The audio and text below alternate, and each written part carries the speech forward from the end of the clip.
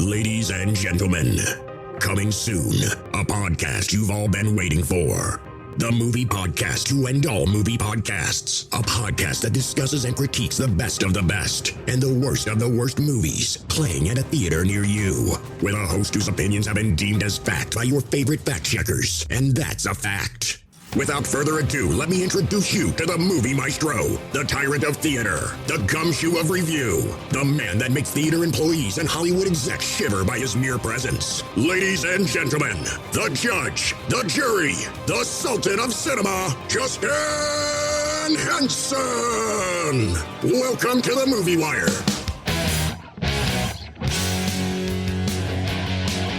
And welcome to this week's edition of The Movie Wire. I'm your host, Justin Henson, and welcome to the first episode of 2024. This week, I have 3 brand new movies to review that released the last week of December. This week on the show, a musical retelling of Alice Walker's novel and Steven Spielberg's 1985 movie In the Color Purple. Sons, brothers, champions in the tragic true story of the Von Erich brothers in The Iron Claw. And finally, they only look like the perfect couple in the new romantic comedy, Anyone But You. We've got a lot to cover this week, so let's jump right into it.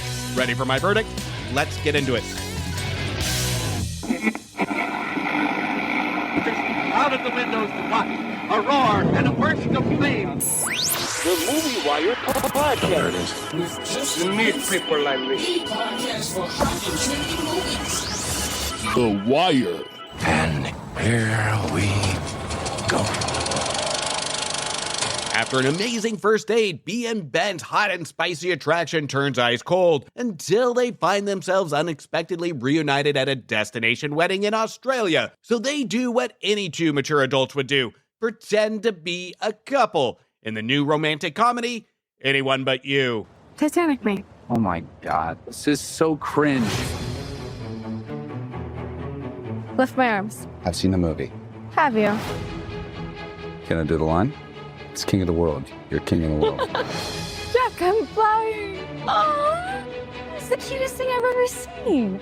Are they doing Titanic? Oh. Are they watching? Yep. Are they buying it? Hey, headed to the wedding? Of my sister? Yes, I am. Where's your fiance? Wait, is this him? Wow, you are a child. Hey, I'm Ben. I was her hall pass on your break. What the I could never be with someone like him. This girl's a disaster. Those 2 are gonna ruin our wedding. Sorry. No way. Honey, look who's here. Who is that? My ex, Jonathan. My parents have been trying to get us back together. He's like a son to us. Maybe we should just tell everyone we're together. What? It would solve that problem for me, and you clearly want Margaret. Right. She sees you with me. She wants what she can't have. Let's do it. We're coming. We're coming. Jinx, you owe me a coat. You and Ben are serious? I know what you're thinking. He's much older. They weren't, right? Probably thinking I'm 27, early 28s.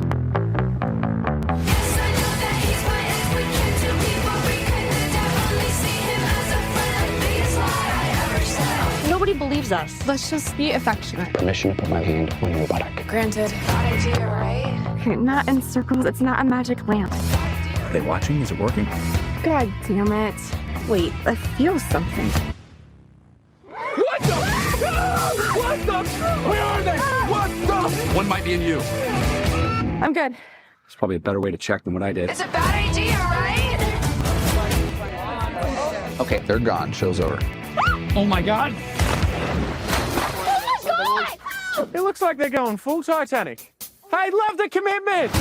Now, it seems like romantic comedies or rom-coms being released to theaters are becoming more and more extinct, with streaming platforms picking up most of these up. because most of these comedies are becoming almost a box office gamble, and even though I hate to admit it, I don't blame studios for this, because even if we take some of the rom-coms that released to streaming platforms, most of these movies just play it safe. There's no uniqueness to it. The jokes just aren't funny, and more importantly, our main characters just have no chemistry together on screen, and they're repetitive pieces of junk. Studios usually cut corners on talent with these films, from the cast to the directors, and the final failed product is just a forgettable movie that makes you say, meh. Sometimes even if I'm asked about a rom-com from the last decade, I almost have to look up my old reviews to remind me of what the movie is even about. These romantic comedies hit their peak in the late 90s to early 2000s, and our director of this film, Will Gluck from Easy A, Fired Up, and Friends with Benefits, knows this.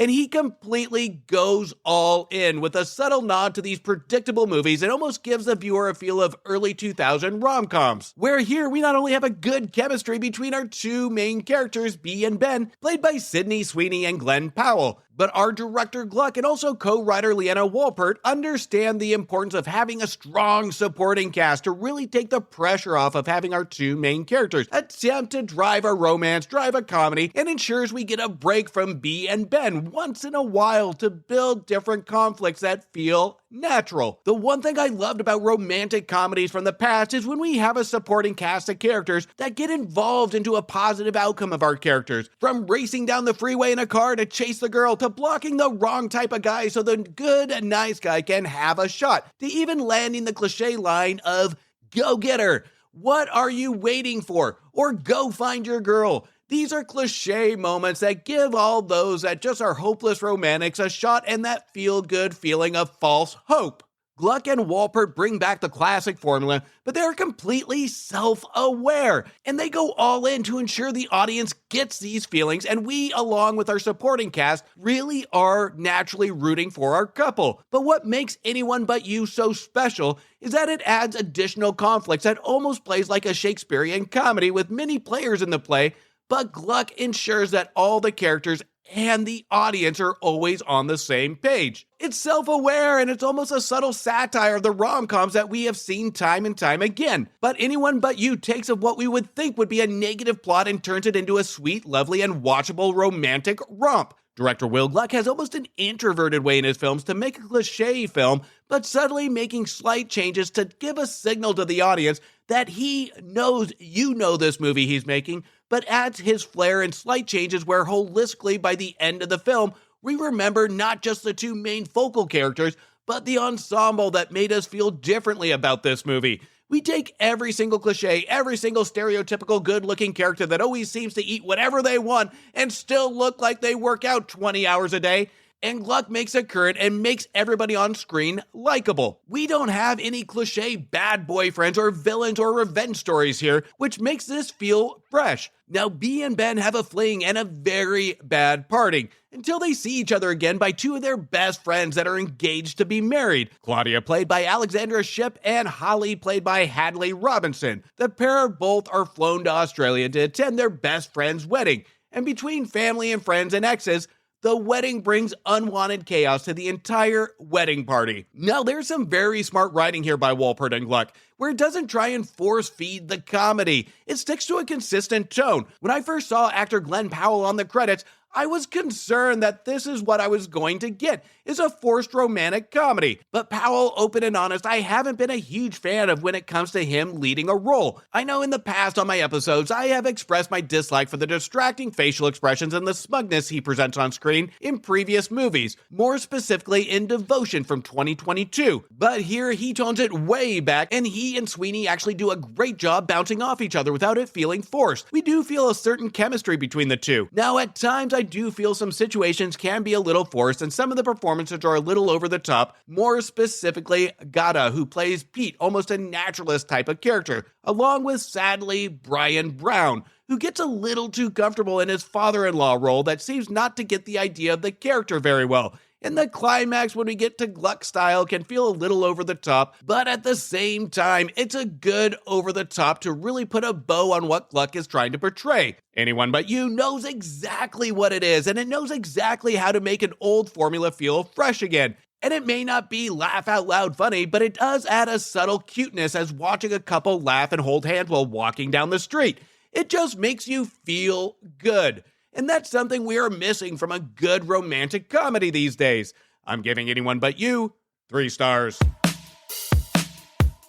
Now the time is finally here, now playing on your respected podcast platforms and YouTube. The Cultworthy Cinema Podcast and the Movie Wire's crossover show is now live. You can check out our very first episode where we discuss 1990s Teenage Mutant Ninja Turtles and the Siskel and Ebert reviews that followed. Thank you to all that have listened, watched, and followed so far. The link to that episode will be in the description of this episode. Let's take a listen of Back to the Balcony now. Sound a little excited, Jane. Sound less excited, Roger. Gene Siskel and Roger Ebert, two titans of cinematic review. Sometimes right, sometimes wrong, but always captivating. Your hosts Antonio of the Cultworthy Cinema Podcast and Justin Henson of the Movie Wire are here to take you back to the balcony. I really don't do reviews, but for me, it's more about like, hey, everyone, these films exist. When we go into Siskel and Ebert, we're not always going to agree with Siskel and Ebert, but, there's some aspects we may. And I think with each episode we're going to understand these guys a lot more than we think we have in all the decades that we've been reading their stuff. The Balcony debuts Tuesday, January 2nd on YouTube and your favorite podcasting platform. Join us. A woman faces many hardships in her life, but ultimately finds extraordinary strength and hope in the unbreakable bonds of sisterhood. In the remake of the 1985 film and based off the 2015 Broadway musical retelling comes The Color Purple. How come you don't laugh none? Ain't you got something to make you just smile?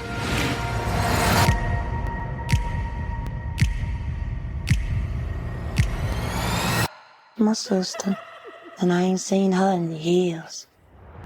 If you ain't gonna laugh, you need to sell your funny bone. I was married to a man I didn't love. Whatever I say, go. And he took my sister away from me. Even if we have to part, you and me, us have one heart. How come you so nice? Don't know. Maybe you too nice. You seem like trouble. I come here out of respect. But if there ain't none to get, there sure ain't none to give.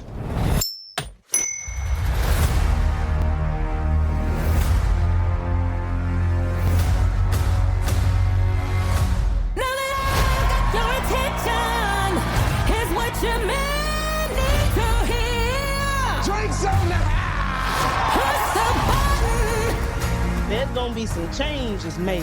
Give me something. You got to stand up.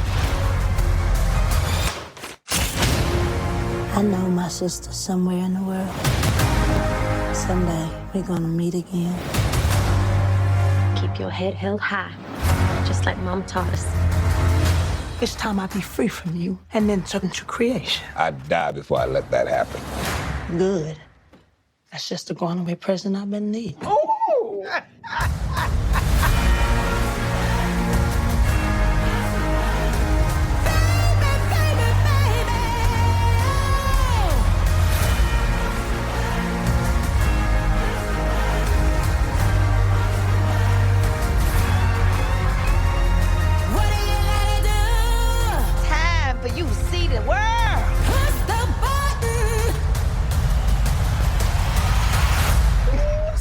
Loving God.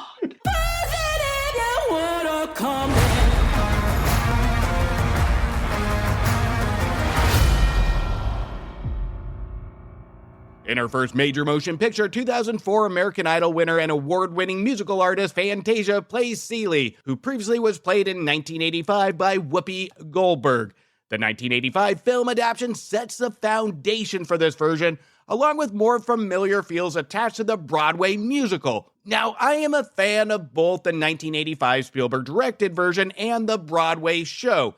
Blitz Bazawul takes the director's helm in this version in his biggest film to date, but we can still see some Spielbergian style added to a lot of the look, feel, and a lot of Spielbergian camera shots. Whether Spielberg had a play in some of the direction or just a nod from Bazawul to Spielberg in an almost a director's Easter egg. From simplistic camera effects such as dust being swept in front of the camera to the way the camera introduces a new character on screen. For a big movie like this, especially being a musical, this is a tall order to fill for a new director like Bazawul. But Bazawul owns it with an engaging tone and intimacy with our characters during the first half of the movie. He ensures that our characters are just as important as our mesmerizing musical numbers. Bazawul really knows exactly what he has when it comes to his cast of talent, which is amazing performances across the board, with stands out from Fantasia Barrino, Danielle Brooks, and Coleman Domingo. Bazawul really takes full advantage of where his camera goes to ensure we don't miss a beat on keeping the camera on our characters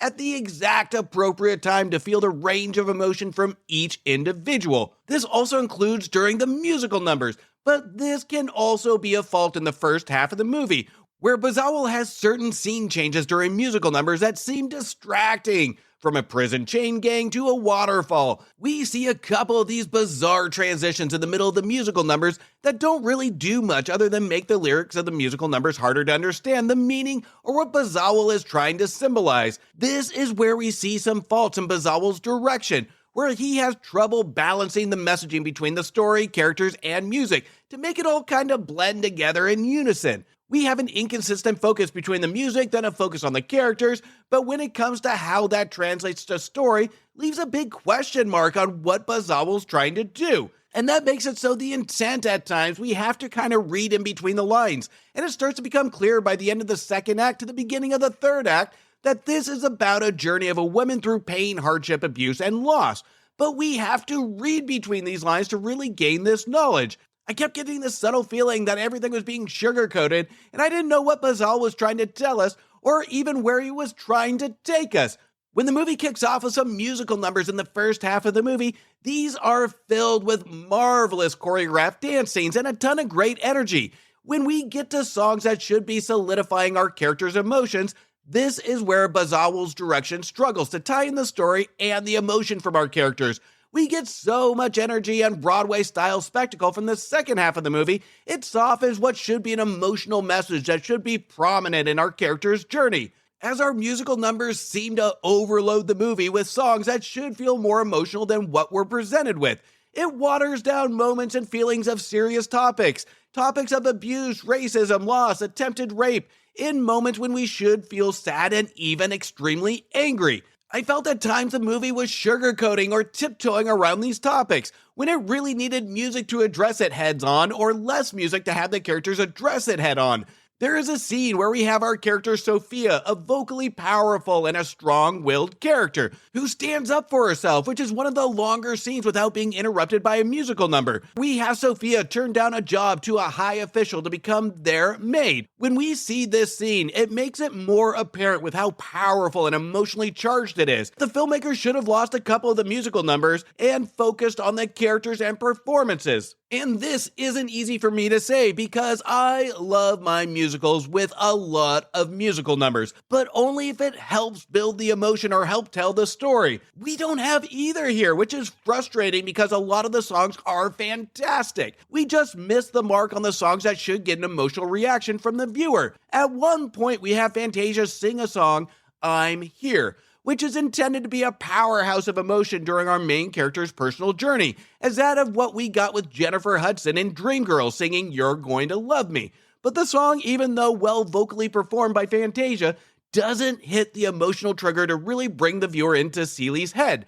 The film was written by Marcus Gardley in his first big film, with mostly TV projects behind his belt, and even though well written at times, this is where we almost get a disconnect from the messaging, as it was made for TV. But to his credit, even though the dialogue could go further, it is incredibly engaging with our amazing performances that really amplify his work. There is a lot of moments of great dialogue in the film, but these are interrupted by the musical numbers. Despite all these flaws in this version of The Color Purple, What is undeniable is that this version of the film is incredibly engaging due to the performances and the cast that not only have a powerhouse of likability on screen, but they are at their best when it comes to truly amazing performances. And even though there's an unbalanced story versus musical numbers that doesn't always help move the story along, the musical numbers are rich and they're popping with energy that even though don't always feel like they belong, they are incredibly watchable. For a movie that's almost 2.5 hours long, the time does fly by, but so does the messaging. I was on the fence even after my second viewing of how I felt about The Color Purple, but after my second viewing of still finding it engaging and entertaining,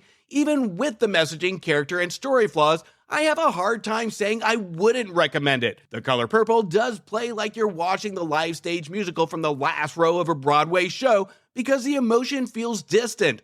But by the end of the movie, there are so many good things that did stay with me after the viewings I attended, but at the end of the day, I couldn't help shake the feeling that this almost played like a musical concert than the telling of a story. Even though not as powerful as the 1985 version, this one will keep your attention, and the music is fantastic. I'm giving The Color Purple 3 stars. Let's all go to the lobby. Let's all go to the lobby. Now, before we get into the rest of the show, make sure you check out my reviews for movies that just became available to rent, buy, or stream now. Now available on video cassette. Everyone is dreaming about Nicolas Cage in Dream Scenario that knew exactly how to play with my emotions to dream up 3 stars. The holidays are over, but The Holdovers is a gift that keeps giving, which received 4 stars. An intimate look into the relationship between Priscilla and Elvis in Priscilla, which wasn't all hunka Bernie love in their relationship, but the movie I couldn't help falling in love with, receiving 3.5 stars. Everybody hungers for something in the Hunger Games prequel, The Hunger Games: The Ballad of Songbirds and Snakes, which made me hungry for more, receiving 3 stars. There's some new trolls on the block. It's triple the trolls, triple the music, and triple the annoyance in Trolls Band Together, which received 1.5 stars. There will be no leftovers in Eli Roth's Thanksgiving, which made me thankful for finally a watchable holiday horror movie, receiving 3 stars. And finally, action speaks louder than words in John Woo's holiday action film, Silent Night, which was more of a punishment than coal in my stocking, receiving 1.5 stars. You can check out those reviews on previous episodes, and while you do, don't forget to hit subscribe, and please leave me a review on Apple Podcast or Spotify. Now, before we get into the last set of reviews, there is a podcast that I listen to that I absolutely love. It always seems to put a smile on my face, and it's also with my all-time favorite Wilson family, and that's the Super Familiar with the Wilsons podcast. If you're looking for a podcast that's just a great time, a great listen, this is a podcast to subscribe and listen to. Let's hear from the Super Familiar with the Wilsons podcast now.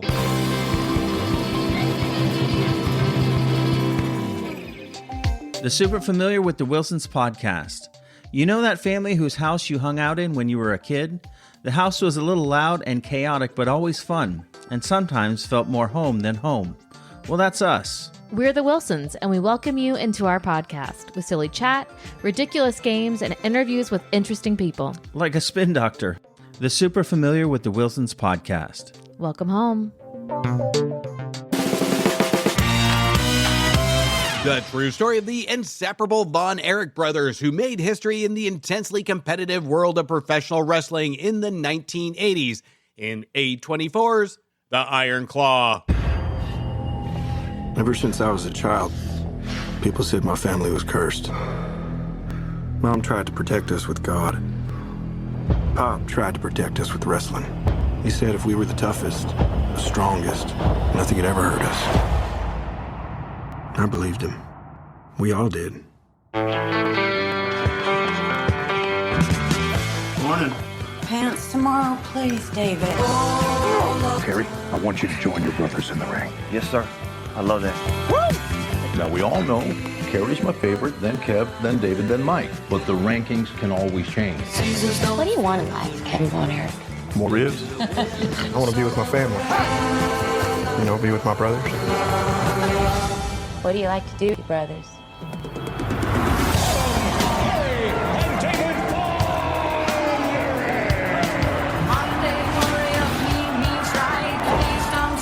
together, we can do anything.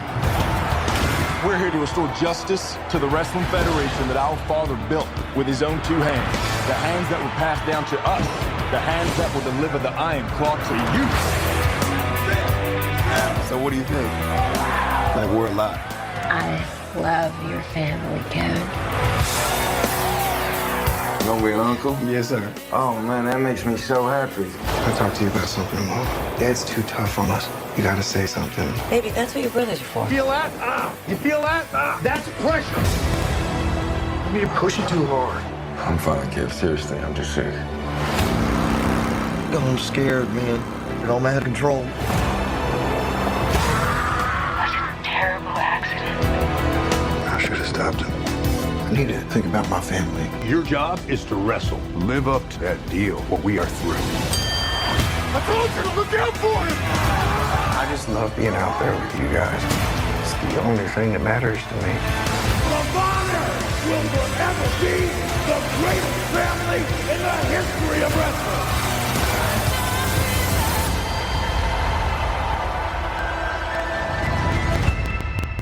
No matter how physically strong you are, mind and emotion can lead to the ultimate tragedy. You can be pushed to victory or lead to victory. The difference between matters to how and who is doing the pushing, and is there anybody doing the leading? These are some of the themes that popped into my head while viewing The Iron Claw, based on the tragic true story of the Von Erich brothers, who all were pushed by their father Fritz Von Erich, played by Halt McConnelly, to train and compete in sports to achieve ultimate fame to take home the World Wrestling Champion belt. Now, I am not a wrestling fan, nor was I a fan in the peak of the 80s when I was a kid.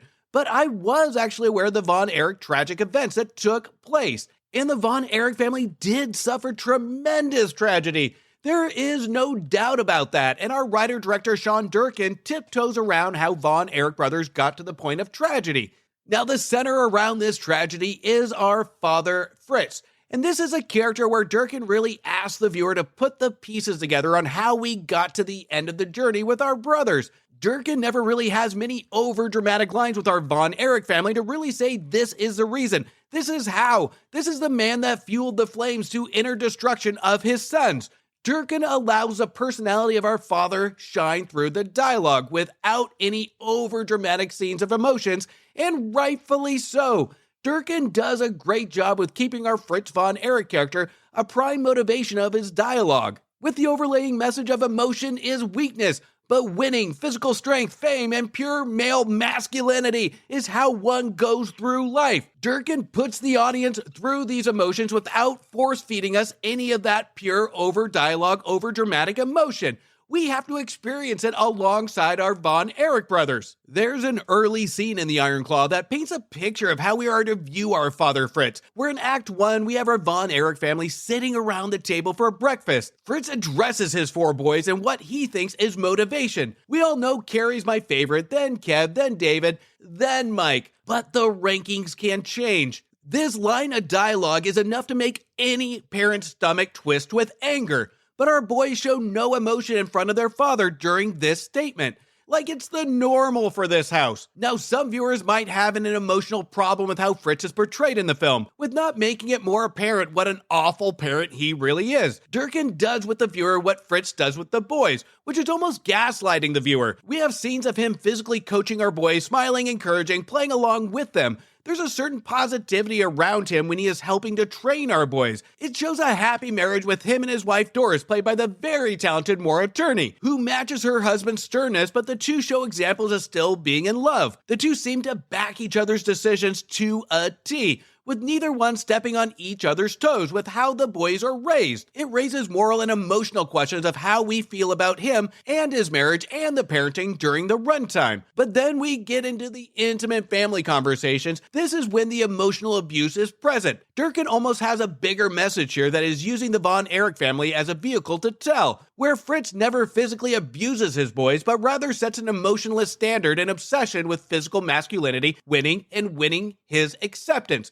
with a rule of showing no emotion. During the runtime, I think I had to hear the lines "we don't cry" probably about 10 different times. We take parent approval, competition, and physical drive, then take away the emotional element. This is a combination that can be just as dangerous as an addictive drug that leads to an overdose. And the Iron Claw sets that tone of addiction, of acceptance and winning, and then the desperation to seek out any emotional attachment based on a result. The Iron Claw stars Zac Efron in a fantastic performance that matches his range perfectly, where he has to really portray emotion utilizing his physical actions and body language. That means Zac Efron doesn't speak much. So that's a win! But what is really going to be a standout is the chemistry between all of the brothers. Alongside Efron, we have Carrie played by Jeremy Allen White, David played by Harris Dickinson, and Mike played by Stanley Simmons. The chemistry between these four actors is engaging and believable. The relationship crescendos into emotional chaos where it becomes apparent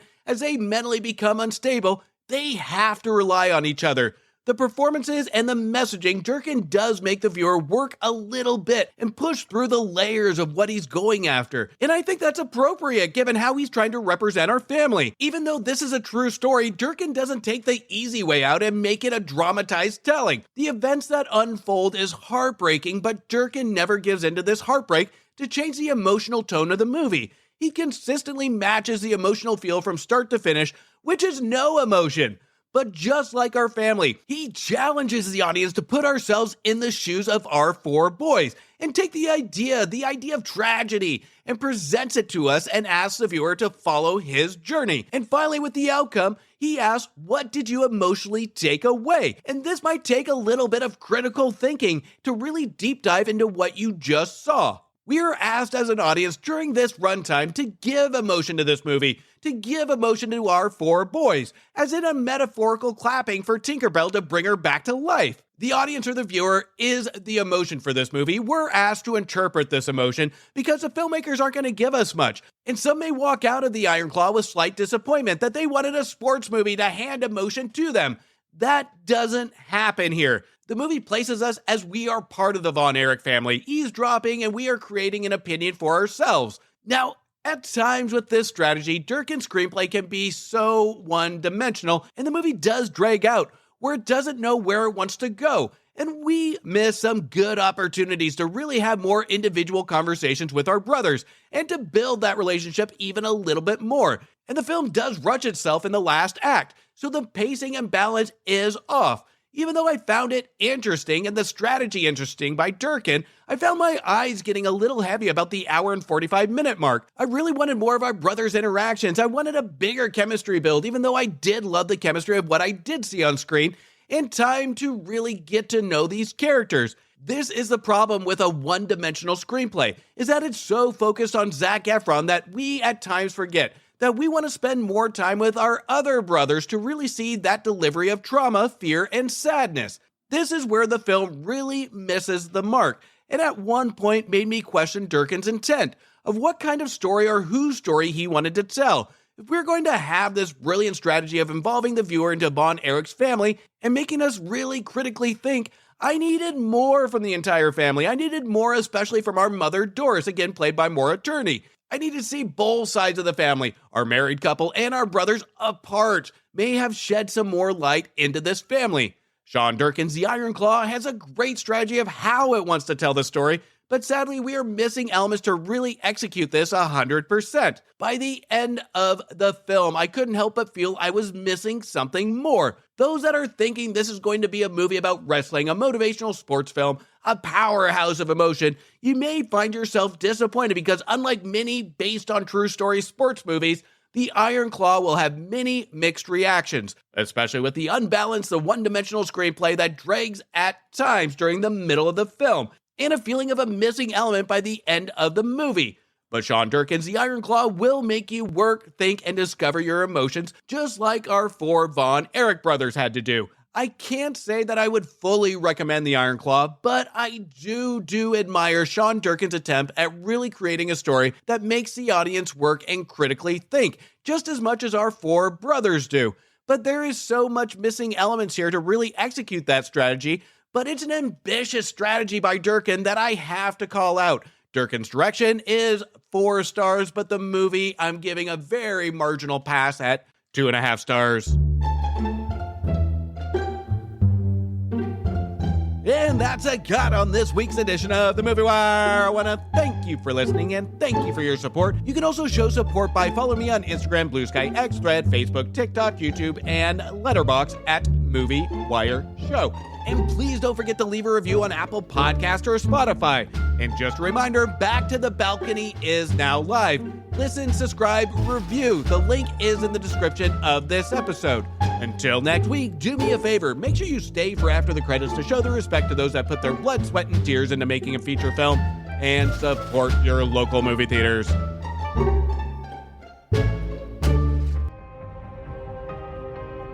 A verdict has been made on this episode of The Movie Wire by your host, Justin Henson.